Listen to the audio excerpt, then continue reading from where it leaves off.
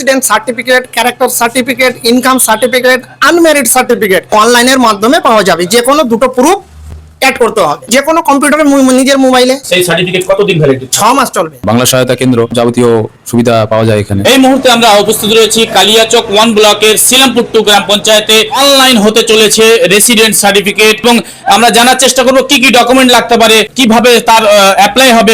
এই মুহূর্তে আমাদের সামনে রয়েছে গ্রাম পঞ্চায়েত প্রধানের হাজবেন্ড।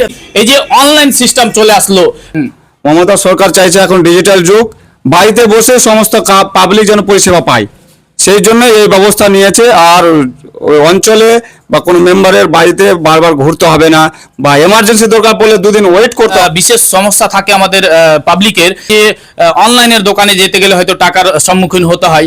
সেই জন্য কিন্তু আমরা যেটা জানতে পাচ্ছি যে বিএসকে রয়েছে এখানে অ্যাপ্লাই করার জন্য, সেখানে কি এসে পাবলিক অ্যাপ্লাই করতে পারে? অবশ্যই আমাদের জিপিতে বিএসকে রয়েছে এবং এই রিসেন্ট ইমিডিয়েটলি চালু হয়ে যাবে আধার কার্ড সেন্টার, সেটাও ফ্রিতে হবে। এবং আরো বলছি আমার জিপির সমস্ত জনগণকে, এখানে রেশন কার্ডের নাম ঠিক ভুল এবং নতুন অ্যাপ্লাই করা হয় ফ্রিতে, এবং অনলাইন সার্টিফিকেটও এখানে করা হয় ফ্রিতে।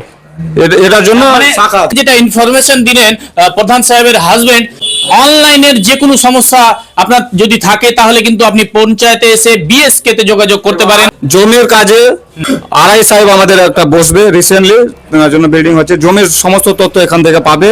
এবং কারেন্টের বিল ছাড় দিয়ে এখানে কারেন্টের বিল করা হয়, জমা নেওয়া হয়। জনগণকে বলবো কোনো কম্পিউটার দোকানে কোনো পয়সা না দিয়ে জিপি পরিষেবা দেওয়ার জন্য প্রস্তুত আছে, আপনারা আসুন, পরিষেবা নিজে গ্রহণ করুন।